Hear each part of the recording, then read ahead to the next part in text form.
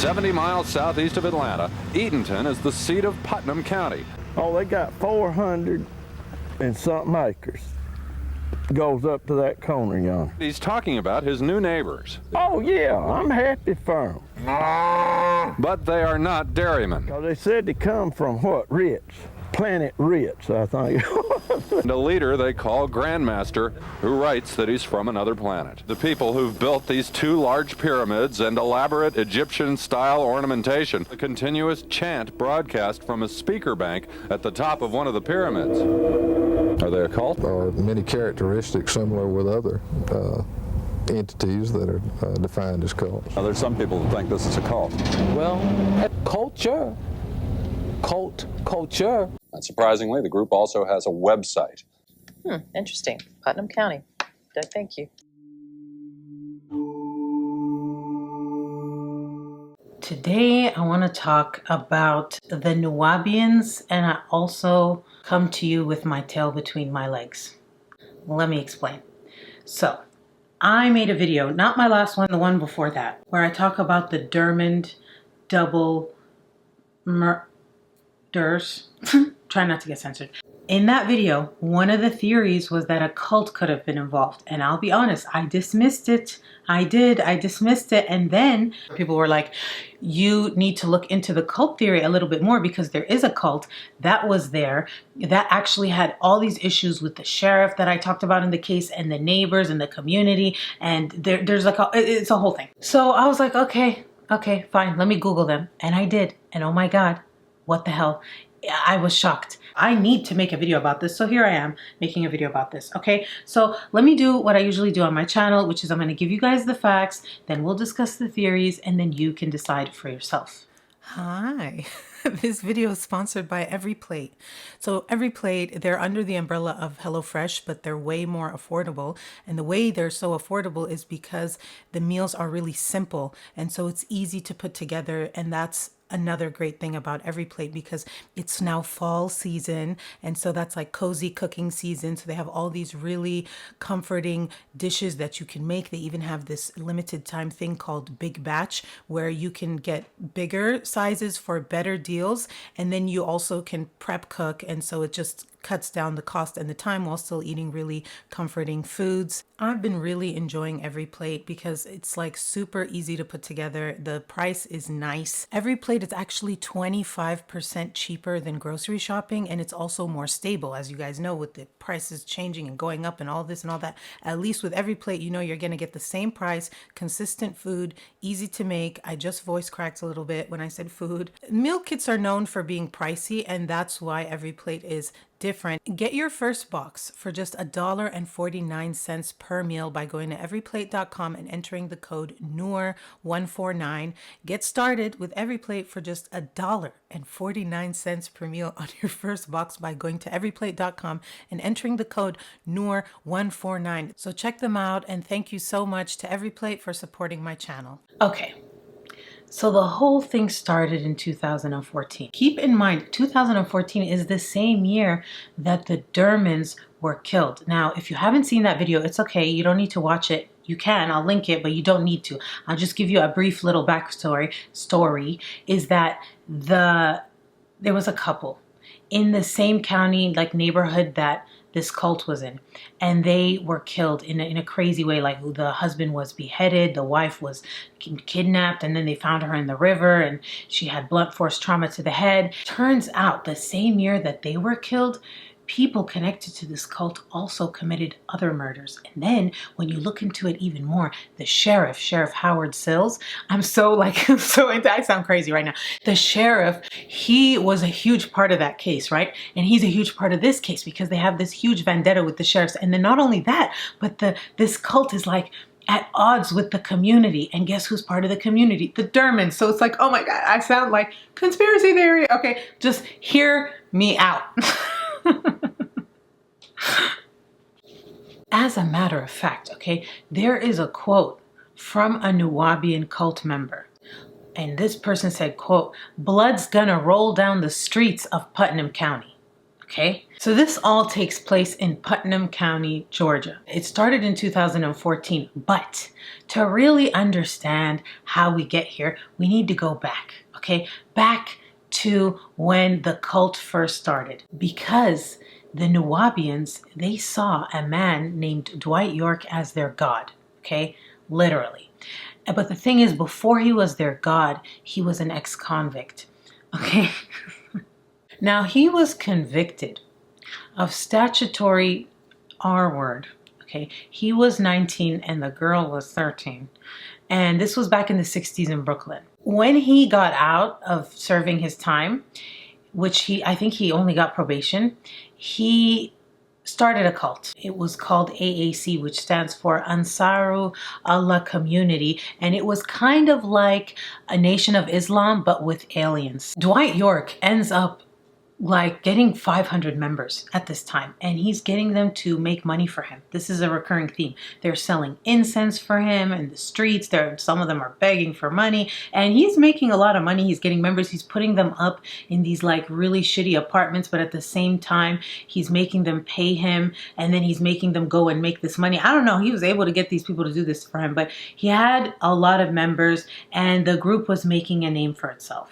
But there was an element, right? There always is a weird sexual element. And this time it was control. Like he was controlling their sex lives, essentially. He had the women in one place, the men in the other. Then he would, quote, mate them and match them up. But then he was also like choosing to sleep with whatever women he wanted to sleep with and prepare them for their mate, you know, just, you know, that whole thing. And then it got to the point, right, from his earlier charge with the 13-year-old, then he started to have relations, okay, with the women's children, the girls, the daughters. Why can't I talk? Some of the women stayed and allowed it, which I don't like, you know what I mean? But then there were some who took the kids and ran.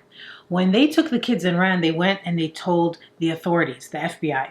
So the FBI starts an investigation into the AAC. During this investigation, they find out that not only is this weird deviant stuff happening, but also there's like legitimate criminal activity. Like they are burning down buildings to get them at a like low price, and then they're coming in to buy the building and then converting it and then making money off of it. They have all these AK-47s. Then some of the members are convicted of robberies and murders. And so there's already, back in the 60s, 70s, 80s, there's like a criminal element to this cult, as well as like the weird sexual stuff and the aliens and all that. So they decide in the 90s to go to where? Putnam County, Georgia. Okay, see where I'm getting there. So they get to Georgia. Why? Because it's this rural town and it's like nobody's there compared to Brooklyn, right? And they feel like they can go under the radar. They also have this money. And so they buy, like for $1 million, they buy hundreds of acres of land in the middle of nowhere. And they're gonna like start their whole new compound world thing. Now, they actually had their, like they wanted their own country, right? Like, so the cult leader, Dwight York, part of the way he made this money is he would charge his followers for passports for their country, okay? And they couldn't enter the compound unless they had passports. They had to pay $25 for the passport. So it was like a fake country with fake passports, but real money. Now, the vibe was very like ancient Egypt, like they were building pyramids and structures. The cult leader, Dwight York, he was a character because first he had all these different like identities. Like at first he said he was a descendant from the Prophet Muhammad, because remember it was like Nation of Islam kind of thing before. Then he was like, I am actually a member of the Sudanese royal family. Then when he got to Putnam County, Georgia, he was like, no, I'm not connected to the Muslims. I'm Native American. He claimed he was Chief Black Thunderbird Eagle, and he said he had Native American blood, and he applied for a license to have a casino. But then when his license got denied, he was like, yeah, I'm not Native American anymore. I'm actually a Nuwaubian Moor. And that's where the Nuwaubian thing came from. They were called the United Nation of Nuwaubian Moors, but they're known as Nuwaubians for short. Their beliefs were like the typical cult stuff that I talk about on my channel all the time, right? It's got, the 144,000 from the Bible, and then there's also like Illuminati, Atlantis, Anunnaki, lizard thing. I just want to tell my experience, what I went through as a Nuwabi. I never heard of the ancient Sumerians. I never heard of the Anunnakis and how the Egyptians are tied into the ancient Sumerians. And then he started talking about spaceships and, shit. Nuwabians, that is. They just took off the white garbs, and they had on their cowboy outfits around the Nuwabian nation. That if anybody doesn't like seafood, that they're reptilians. And I don't like squid. It wasn't squid, it was clams. But I was just eating that shit just for the of it, so people won't say that I'm a reptilian. So at this point in Putnam County, Georgia, Dwight York, the cult leader, is claiming to be an extraterrestrial from the planet Risk. Okay? They said they come from what? Ritz. Planet Ritz, I think. So let's talk about their money for a little bit, because the way they made money, he made a lot of money from the passports, the fake passports of fake country, but also they were selling bootleg movies. Like, that's actually how they made most of their money. And they had a bookstore, and it had all of these books that the cult leader wrote. The group's leader is identified in literature as Malachi Zodok York, the Supreme Grand Master. He says that he is from the 8th planet in the 19th galaxy of Eliwun. Does it make sense to you? That's in the book. We're from Orion. Dr. York is from Risk. What's the deal? So at first, like, members of the community, they thought it was funny. Maybe the spaceship come in here and I could get away with them, on it. But then it changed. It wasn't funny. Why? This is where the tensions begin between the community and the Nuwabians, because the Nuwabians, right, they declared themselves a sovereign nation. Right, they had the passports and stuff. So what that meant was they had like armed guards patrolling the gates of their compound, like as if it was a border of a nation, right? And then they didn't, if they were pulled over by cops or any type of interaction with law enforcement, they would say we're immune to the laws of the United States, like we are the Nuwabian nation of Moors. They wouldn't put their windows down. They wouldn't pay the tickets. Like, so then there was this animosity between the local police and the Nuwabians, and then the neighbors, they were like, who are these people in town with their guns and stuff? And although they have a right to have guns, they do, but the neighbors were freaked out. What follows is a story about a group of people who came to do our own thing, as one man put it, and more than a little unnerving to some of their neighbors in Putnam County. As some Putnam Countyans nervously asking, is this group a cult? And so you could say there is maybe a racial element to this, because this is in Georgia in the 90s. But keep in mind, the town is 1/3 black. There's a large black population in town, and the Nuwabians would end up having a conflict with them too, because because the community, they all got along with each other. And the Nuwabians, they were telling the black people that they were house slaves, and that they should join them, and they shouldn't be with the white devil. And then those people, they knew the people in the community. So it was like, it was a lot of tension basically between the community and the Nuwabians, but it was all about to come to a head. So Sheriff Howard Sills. Now, if you watched my previous video about the Dermond case, the sheriff there, that same sheriff, he played a huge role in that case, and there were all these theories about whether he was involved in their killings. It was a whole thing. Well, he's gonna be at odds with the Nuwabians like you wouldn't believe. It all started when Sheriff Howard Sills and the inspector, the building inspector in town, they go to the compound to inspect, because remember, they're building all these pyramids and structures, and they don't have permits. They need to be inspected. They need to see if it's up to code. So they show up to do an inspection. And the Nuwabian guards that are armed at the gates, they don't want to let the sheriff and the inspector in. They're like, no, this is a sovereign nation, you can't come in. So then it was like very tense, and it took a while, but eventually the sheriff and the inspector, they get into the compound. When they get into the compound, they discover that one of the pyramids is actually a nightclub. So I can't, like this, I'm actually serious. It's a nightclub, but the thing is, it's not up to code. There are exposed wires, there's no permits, so they end up shutting down the nightclub. and they put like padlocks on it, and they're like, you can't operate this now. The Nuwaubians were pissed because they were making money from this club. They were enjoying the club. And so now there's like beef, okay, between the Nuwaubians and the inspector and the sheriff and all the local like county officials and all that. And this begins what the sheriff refers to as the Nuwaubian War. Everybody know what time it is? Yeah. All right. All right. Ain't gonna take it no more. Ain't gonna take it no more. But we here because they forced us to come out, right? Right.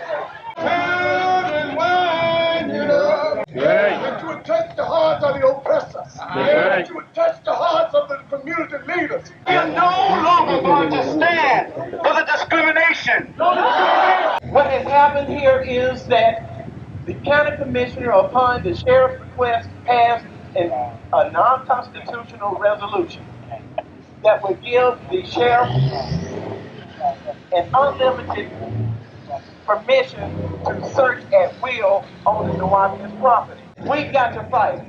We can win this battle. Yeah. It's not about black and white, it's about wrong and right. Seal must go!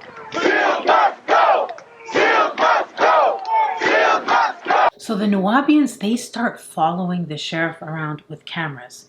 They start threatening the different officials. They dox them, right? They put their names and addresses in these pamphlets and in the newspapers and spread them all around. They even put pictures of their children, like the sheriff's kids, and said like, this white devil. Well, the commissioner is a woman. Her name is Sandra Adams. She's black. Okay, and there was another official too, the NAACP, the leader of that chapter in that area. They put both of them on there and they called them House N-words. So that commissioner that I told you about, Sandra Adams, one of the Nuwaubians told her, quote, "Blood's gonna roll down the streets of Putnam County." And then there's a quote from her that says, Dwight York, that's the cult leader, had put a contract out for Sheriff Sills and myself. That was very sobering. Here I am, working to keep this community safe. This man has put a contract out on my life, and you people are talking about black and white? Get out of town. It was like there was unity in the community, that rhymed, bars. There was unity in the community, but when the Nuwaubians came, they had conflict with everyone. And in addition to the attorney who was representing the county in a lawsuit, because that was another thing, they got into all these lawsuits, and they end up harassing this attorney to no end. They slashed their tires, they broke, like they threw a rock into their law firm's windows, and they left 2 dead dogs with like emptied out their carcasses in their driveway. And so everyone in town was scared of the Nuwaubians. Okay, even later, like in 2015, when this case started with the Dermonds, and then there were these other murders, there was a reporter who went to Putnam County asking around about the Nuwaubians, and this reporter says that no one wanted to talk about the Nuwaubians. They were like, they would call them and say, oh, we want to talk about this, and they would be open to talking, and as soon as someone mentioned, like, what about the Nuwaubians? They would be like, no, they're still in town. I'm not touching that. No, thank you. And they would hang up the phone. Like, people were genuinely afraid of this cult. And the cult leader was insane. And then the people that he had were devoted to him to no end. They would do whatever it took. And they had a lot of followers and a lot of money. So it was like this crazy thing in town. And I can't believe I missed it in my other video. I feel like such an idiot. Like, seriously, I'm like so embarrassed. I can't believe it. Anyway, that's another thing. So, where was I? Oh, okay. So in the meantime, right? So all this is going on, the permits, the lawsuits, the death threats.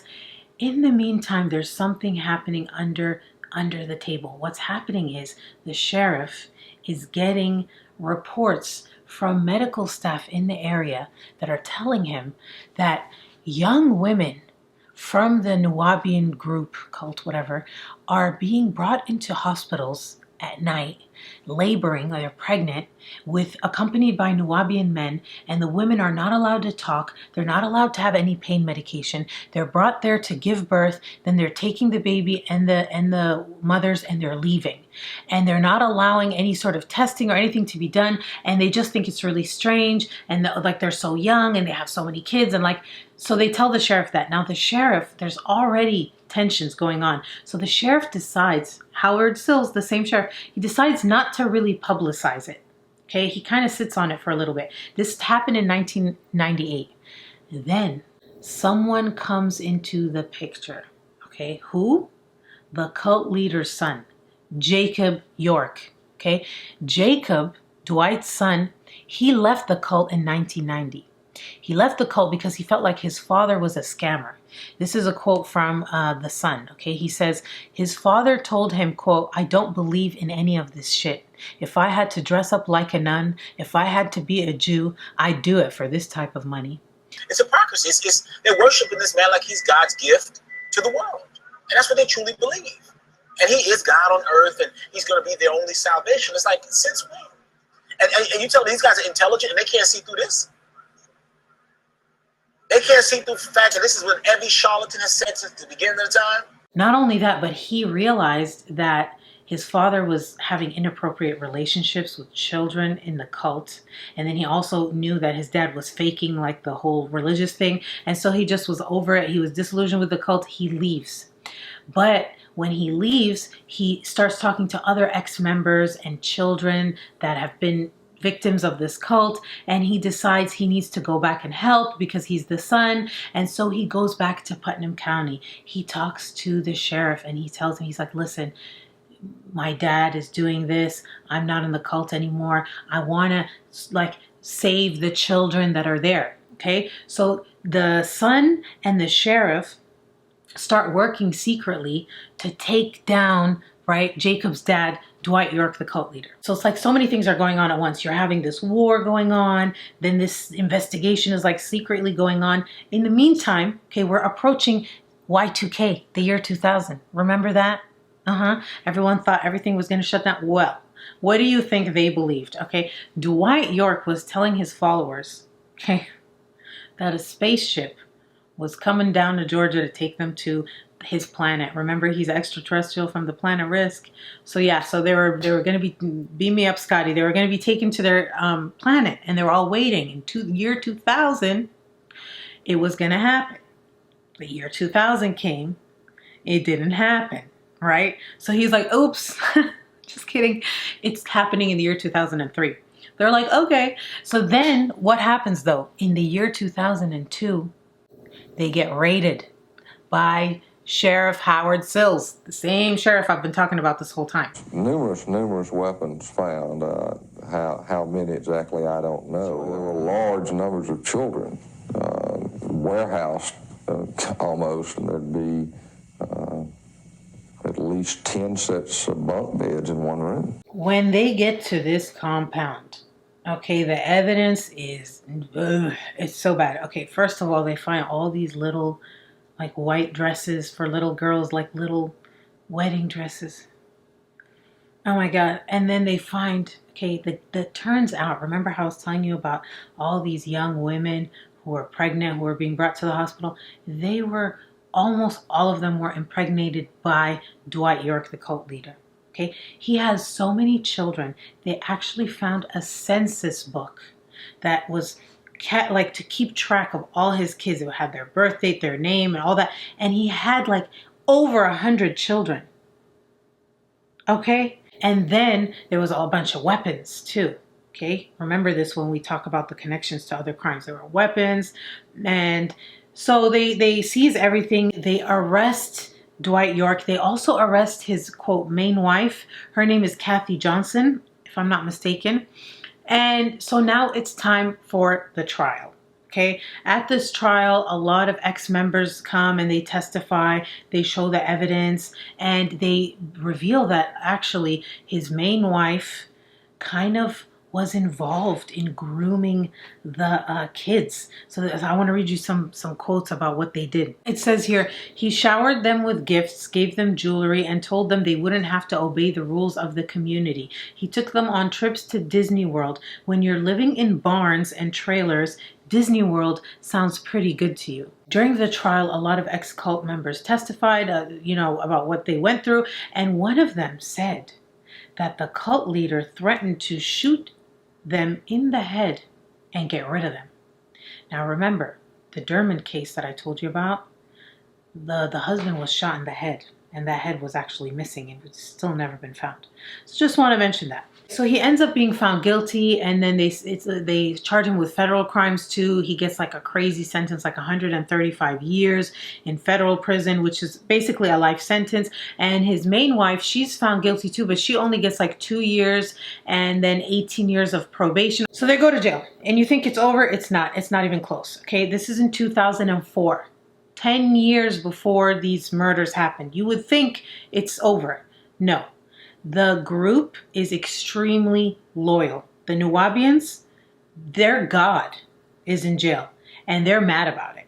Okay? And they were also all put into positions of power. Like, that was part of the tactics. So prison guards, they're Nuwaubians. Notary publics, Nuwaubians. In the court, they're Nuwaubians. In the hospital, they're Nuwaubians. Like, there are Nuwaubians in all these positions in town.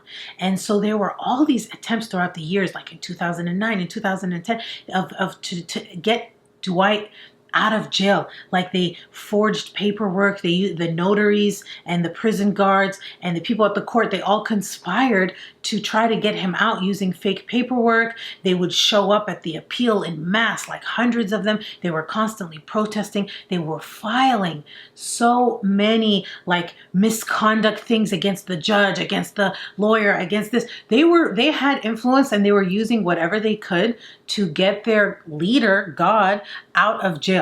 So when we're talking about, okay, well, he went to jail in 2004 and then these people were killed in 2014, how are they connected? This was a slow burn. This was going on for a while. So if there was some connection, some grievance between the Dermonds and the Nuwaubians, it's not a stretch that could have been connected. Or some people think maybe they were doing it to upset the sheriff. Because the sheriff, remember, he was all, it's a yoke in my neck. And it is a yoke around my neck. In 2014, there were 2 murders that happened that were pretty horrific. Both were committed by Nuwaubians, both in 2014. One Nuwaubian, he ends up being responsible for killing his own daughter that he had with his daughter. Okay. I know. And then there was another one, he killed 2 police officers. So, we have 2 Nuwaubians committing murder the same year the Dermonds were killed. And the Nuwaubians are still in Putnam County. The Nuwaubians are still upset about what happened to their leader. The Nuwaubians did not get along with the community. The Dermonds were members of the community. The Nuwaubians didn't get along with the sheriff. The sheriff was still the sheriff at the time. So those are the facts. Okay, now let's talk about the theories. So there are basically 3 main theories here to talk about. Okay, the first one is they are linked to the double murder. And then that one breaks down into like, did they have an issue with the Dermonds, or was it to get to the sheriff? And then the other theory is no, they're not linked to it. This is just a coincidence. So let's start with the coincidence theory. Okay, as we talked about in the previous video with the Dermonds, okay, we don't really know who could have done it. Some people also left me a lot of comments that were saying they think the kids might be involved, maybe something to do with the inheritance because the Dermonds had a lot of money and who stood to gain financially and the motive. So that's an option. It could just, this cult could have absolutely nothing to do with it. Like, yes, they're crazy, they did all that, but maybe someone had their own thing with the Dermonds. The other thing is, remember, what did the Dermonds do for work? Before they were retired, they owned the Hardys, like a chains of Hardys in the area. Could that somehow be connected? Could them being business owners in the community, did they somehow take a stand against the Nuwaubians, and there was some sort of clash there. Well, turns out there were some comments that were made online by Nuwaubians when the Dermonds were killed, that they were happy that the Dermonds were killed, that they deserved it. And so some people think that the Dermonds may have been at odds with the Nuwaubians, and that the Nuwaubians decided to take them out as punishment, especially during the time where other people were being killed. Now, is there any evidence to prove this? No. The sheriff, he doesn't even want to talk about the Nuwaubians. I read this article where they were talking about how he had this case file, this like box that was dusty box with all the Nuwaubian stuff, and they didn't even want to talk about it, and that like they just gave the reporter the box and didn't even want to discuss it. She goes to the library and the librarians are all whispering about it and they don't want to be named in anything. Some people, like I mentioned earlier, as soon as she starts talking about the Nuwaubians, they hang up in her face and they don't even want to talk to her about it. So could it just be that it was such a nightmare dealing with them and they just don't want to open that door kind of thing? And so the case is unsolved because they don't want to go down that path, you know? It's possible. But then again, it seems like the sheriff is so upset about the case not being solved. I don't know. But it hasn't been solved and there is no direct link, but there is a lot of speculation. And so that's why I made this video. I want to know what you guys think. To me, I feel like it's not 100%, like I'm 50-50. I'm 50-50. I could see it not being them. I could see it being them. I really am down the middle. I'm not leaning 100% one way or the other, only because I feel like there was this issue with the disgruntled employee that was dead, and there were also some speculation about, I don't think the kids really did it. I mean, I don't know, but I think I was really leaning towards the disgruntled employee when I did that video, and I still kind of have that a little bit because it makes more sense. Let me know what you guys think about this, and I want to thank everyone in the comments who brought this to my attention, because I really feel stupid for not have like figured this out myself and put it in there. Like, how did I miss that? Anyway, so I'm trying to make it right. That's why I'm making this video. So I want to thank you guys so much for watching, and I want to thank EveryPlate for sponsoring this video. Check them out below, and thank you. I will see you guys in the next one. Bye.